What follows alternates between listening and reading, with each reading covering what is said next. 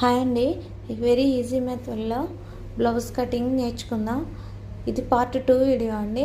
Part 1 ఎవరైనా చూడలేకపోతే ఒకసారి వెళ్ళి చెక్ చేయండి. ఇవాళ వీడియోలో షోల్డర్ ఎంత పెట్టుకోవాలి, నెక్ ఎంత పెట్టుకోవాలి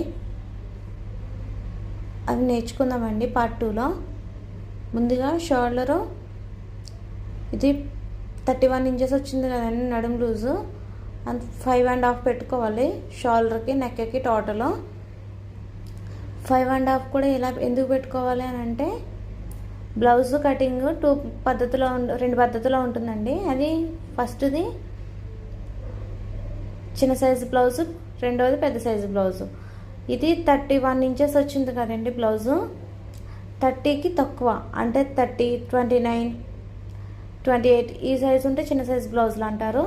30కి పైన 30, 31, 32 ఈ సైజులు ఉంటే పెద్ద సైజు బ్లౌజులు అంటారు. అందుకని ఇది 31 ఇంచెస్ వచ్చింది కాబట్టి ఇది పెద్ద సైజ్ బ్లౌజ్ కింద లెక్క వస్తుందండి. అందుకే 5.5 ఇంచెస్ పెట్టుకున్నాను నెక్ షోల్డర్ కలిపి. ఇందులో షోల్డర్ 3 ఇంచెస్, నెక్ 2.5 ఇంచెస్. ఒకసారి చూడండి, కింద మనం నడుము వెడల్పు ఎంత వచ్చింది అన్నది కింద కొలుచుకుని కరెక్ట్గా పెట్టుకొని దానికి 1/4 ఇంచ్ పైకి మార్క్ చేసుకుని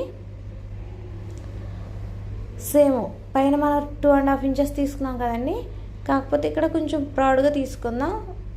ఒక 1/4 ఇంచ్ ఎక్స్ట్రా తీసుకుని 3కి పెట్టుకోవాలండి.